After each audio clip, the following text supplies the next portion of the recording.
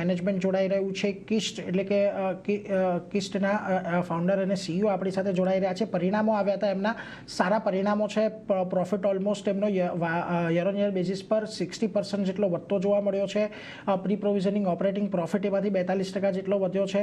અને ખાસ કરીને અહીંયાથી એમના એનપીએની અંદર પણ ખાસો એવો ઘટાડો આપણને થતો જોવા મળ્યો છે. આવો આપણે ચર્ચા કરીએ કિસ્ટના ફाउंडर અને सीईओ रणवीर सिंह साथ. रणवीर सर, स्वागत है आपका सीएनबीसी बाजार पर. और सर, एक चीज़ सबसे पहले यही जानना चाहेंगे, अच्छा क्वार्टर रहा है आपका, हर एक जगह से एक अच्छी ग्रोथ आपको मिली है, एयूएम में भी बहुत अच्छी बढ़ोतरी मिली है. सर, क्या फैक्टर्स रहे, कहाँ से डिमांड आ रही है सर, उसके बारे में सबसे पहले तो जानना चाहूँगा.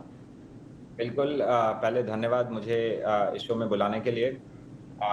जहाँ तक क्वार्टर की बात की आपने, हाँ, द क्वार्टर परफॉर्मेंस बहुत ही अच्छा था, both in terms of growth and the way the risk has been manage.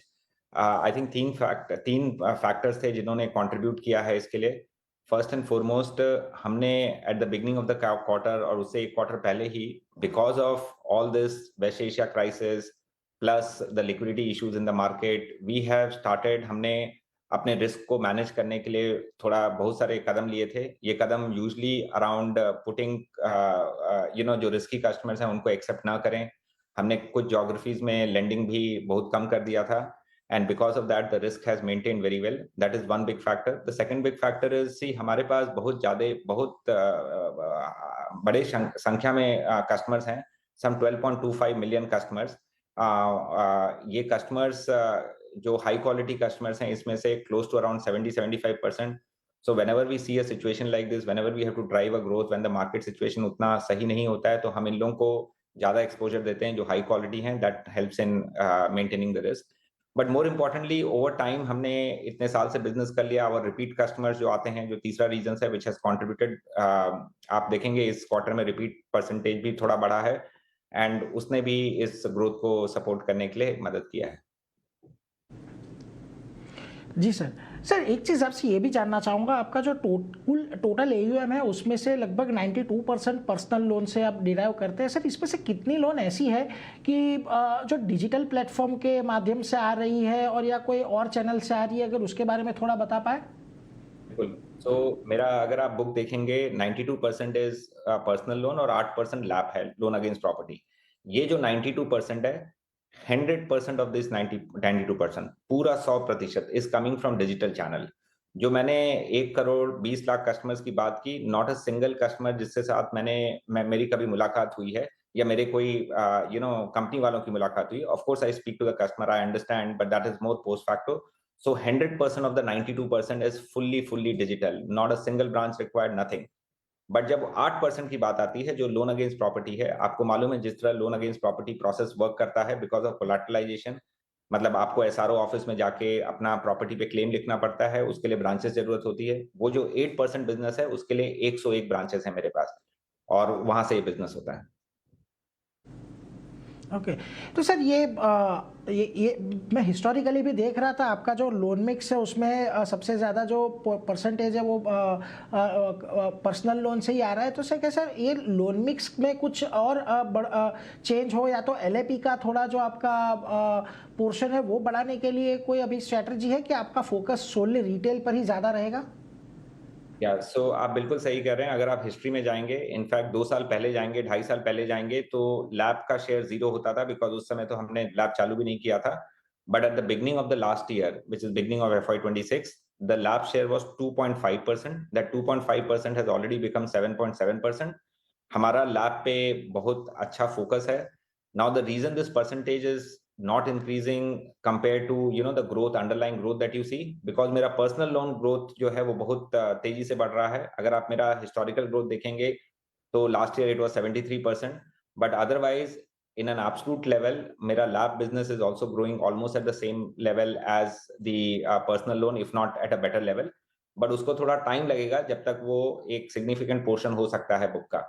अभी के लिए और for next few quarters and next few years, the predominant thing would be personal loan only. Okay. और sir sequentially थोड़े आपके NPS में थोड़ा सा इजाफा हुआ है, खास करके ग्रॉस एनपीए नेट एनपीए में। सर कहाँ से ये पेन थोड़ा आ रहा है, किस वजह से आ रहा है, अगर उसके बारे में थोड़ा बता पाए। और एक चीज़ ये भी कि कौन से ऐसे लेवल्स है जहाँ पर आपको लगेगा कि थोड़ा आप एनपीए कंट्रोल कर रहे हैं, तो सर कौन से लेवल पे थोड़ा कंफर्टेबल रहेंगे आप? Yeah, so just to give you the numbers, compared to last quarter, when the NPA numbers were 2.12, the 2.12 went to 2.25.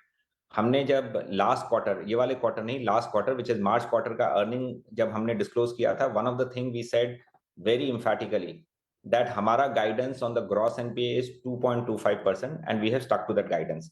And the reason this 2.25 is also important because if you look at the same number last year, it was around 2.9 odd percent. So 2.9 जो है वो 2.25 आ गया है. हमारा guidance for future as far as gross NPA is concerned is to continue at this number. This number will remain same, which is 2.25, or it will come down, but it will be very range bound. जहाँ तक ये बात है कि ये जो 2.12 जो 2.25 बढ़ गया है, 13 बेसिस पॉइंट बढ़ गया है, ये इतना छोटा डिफरेंस है कि इसमें कोई एक पर्टिकुलर रीजन को पिन पॉइंट करना ठीक नहीं होगा. ये सीजनल भी है. क्वार्टर वन नंबर्स कभी भी आप देखें, नॉट ओनली हमारे लिए बट बाकी अदर प्लेयर्स के लिए भी, क्वार्टर वन नंबर्स में थोड़ा सा ग्रॉस एनपीए इंक्रीज होता है.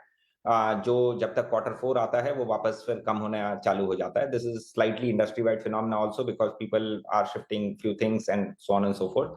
So on this, the guidance is very clear. It will remain constant or it will come down significantly. Okay. और सर एक चीज़ आखिरी ये पूछना चाहूँगा, सर आने वाले समय में कोई फंड रेजिंग के आपके प्रोग्राम है, किस तरीके से वहाँ वो मोर्चे पे देख रहे हैं?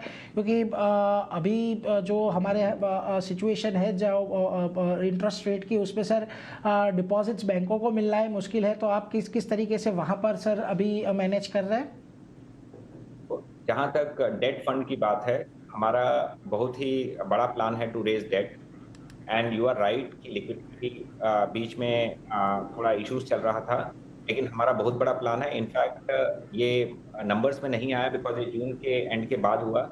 हमने एक एनसीडी किया था 325 करोड़ का, जो तुरंत फुली सब्सक्राइब हो गया था. हम लोग ऐसे ही और करने वाले हैं एनसीडी.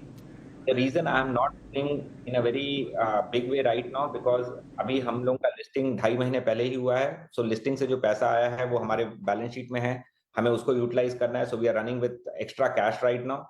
सो जैसे ही वो जो है नेक्स्ट 1.5 मंथ्स में यूज हो जाएगा, उसके बाद हम लोग डेट रेज में थोड़ा और ज्यादा करेंगे.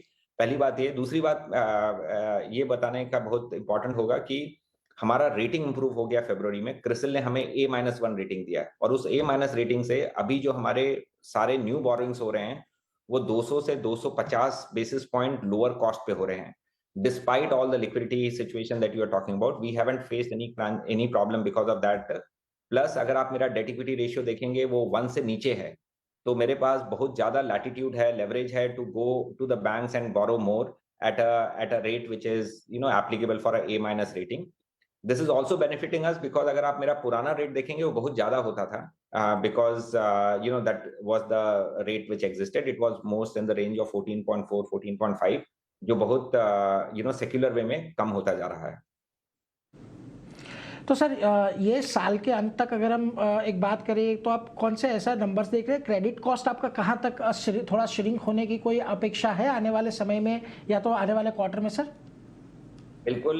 हमने दो एलिमेंट बोले थे as far as credit cost is concern in our guidance last quarter. We are sticking to that. Number one we said is our gross NPA which is the stage 3 asset will remain within 2.25%. So that's one guidance which we feel very very confident about over next 3 quarters. The second thing we had said, the credit cost जो मेरा PNL को hit करता है, जो provision और right of को combine करके, उसमें we will see a reduction of 15% despite all the challenges that is happening in the market, West Asia crisis, uske second order effect, etc. But our guidance is it will further come down by the end of the year by 15%. Okay sir, on that note Ranveer sir बहुत बहुत शुक्रिया हमारे साथ जुड़ने के लिए और in detail ये सारे आपके क्वार्टरली अपडेट पर बात करने के लिए। और सर हम आशा रखेंगे कि आने वाले समय में भी ऐसे ही हम आपसे बात कर पाए आने वाले क्वार्टरली रिजल्ट पे। Thank you very much sir हमारे साथ जुड़ने के लिए। Thank you for having me. धन्यवाद। ओके।